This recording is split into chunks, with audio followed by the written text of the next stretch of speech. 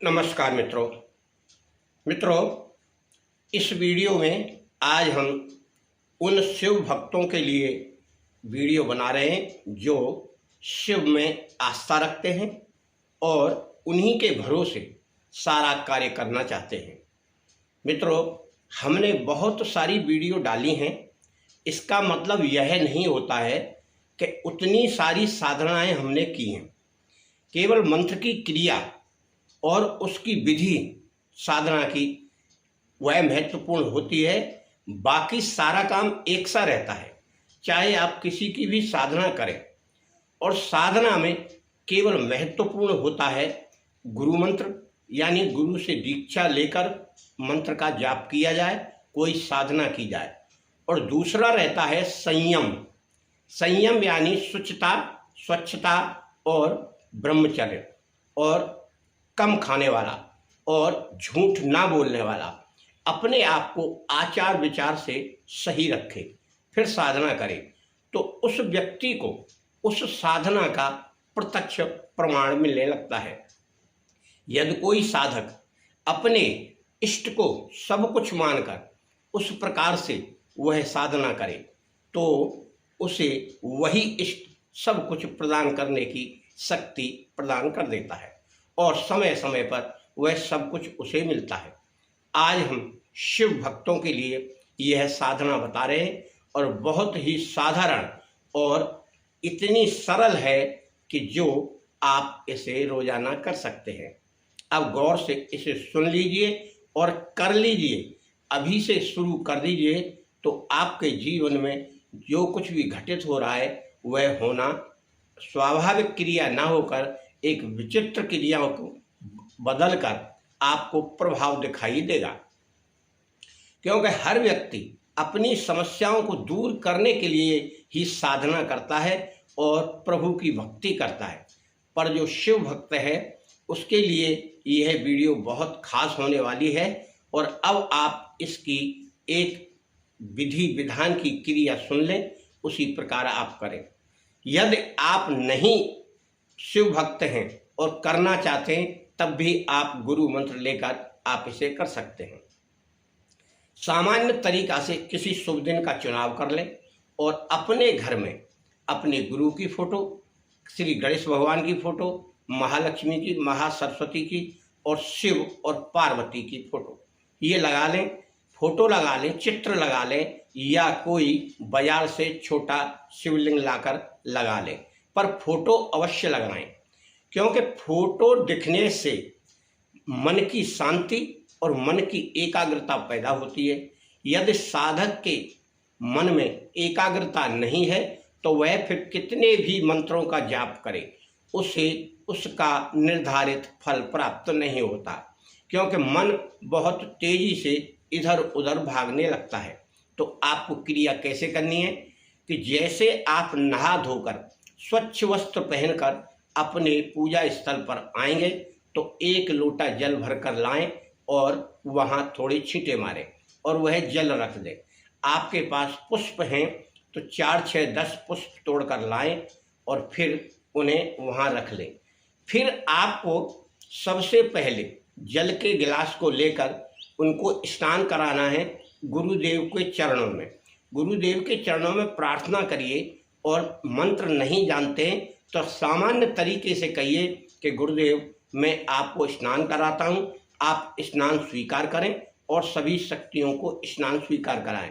और अगर आप मंत्र जानते हैं तो इस मंत्र को बोले, गुरु ब्रह्मा गुरु विष्णु गुरुदेवो महेश्वर गुरु साक्षात पर ब्रह्म तस्मै श्री गुरुवे नमः। इतना ही बोल दें तो भी चलेगा।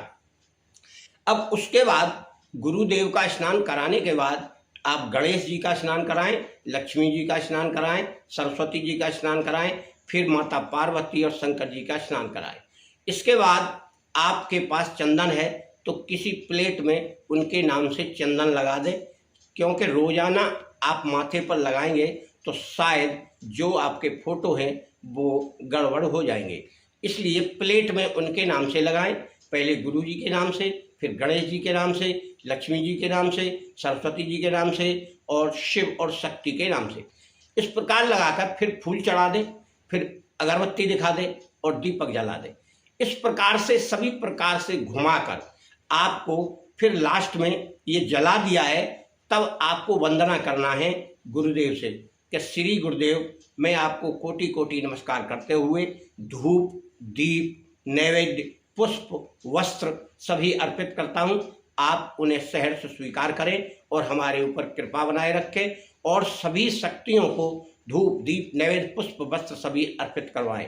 इस प्रकार से आप करके घंटी बजा दें, अगरबत्ती घुमा दें, दीपक घुमा दें, फिर गणेश भगवान के ऊपर घुमाएं। और गणेश भगवान का अगर मंत्र नहीं जानते हैं तो आप इस मंत्र का उच्चारण करें। गजाननम भूतगणाद सेवितम कपित जम्बू फलचार वक्षणम उमा सुता शोक विनाशकारकम नमामि विघ्नेश्वर पाद पंकजम। इतना बोलकर आप घुमा दें। महालक्ष्मी को नमस्कार करते हुए उन पर घुमा दें, सरस्वती जी पर घुमा दें और फिर माता पार्वती और शिव पर घुमाकर आप दीपक रख दें। फिर आपको अगरबत्ती लेकर और घंटी बजाकर शिव जी का स्तोत्र है जिसे बोलते हैं नवार्ण स्तोत्र, उसका आपको एक पाठ करना है। कम से कम एक पाठ तो आपको सुबह और एक पाठ शाम को करना है। अब वह नवार्ण स्तोत्र कौन सा है वह सुन लीजिए। नमामि सुमीशान निर्वाण रूपम विभुम व्यापकम ब्रह्म वेदो स्वरूपम निजम निर्गुणम निर्विकल्पम निरीयम चिदाकाशम आकाशम वासम भजेयम निराकार ओंकार मूलम तुरीयम गिरा ज्ञान गोती तुमीशम गिरीशम। यह पूरा पाठ आप पढ़ें विधिवत। इतना करने के बाद फिर आपको शांति से अपने मंदिर की ओर यानी पूजा स्थल की ओर बैठकर अपने गुरु मंत्र की एक माला का जाप करें। जो भी आपने अपने गुरु से प्राप्त किया है उस मंत्र का जाप करने के बाद फिर एक गणेश जी का मंत्र जाप करें और एक मंत्र लक्ष्मी जी का प्राप्त करके वह भी करें। अगर आपको मालूम नहीं है तो हम आपको यहाँ मंत्र बता दे रहे हैं, आप उस मंत्र का प्रयोग कर सकते हैं। गणेश जी का आपको करना है तो गणेश जी का मंत्र है ओम नमो विघ्न विनाशाय निधि दर्शनम कुरकुर स्वाहा। इसका मतलब है कि हे विघ्नाश करने वाले देवादेव, मेरा विघ्न दूर करिए और मुझे सुख शांति समृद्धि धन संपत्ति दीजिए। इतना बोलकर फिर आपको नवार्ण स्तोत्र करना है, क्योंकि गणेश जी के बाद लक्ष्मी जी पर आप पूजा कर लें और पार्वती जी पर सरस्वती जी पर कर लें और फिर शिव और पार्वती के ऊपर आपको अगरबत्ती और घंटी बजाकर नवार्ण स्तोत्र करना है। इतना करने के बाद यह क्रिया आपकी पूरी होती है। उसके बाद ही मंत्रों का आपको जाप करना है, क्योंकि मंत्र जाप अंत में ही किया जाता है।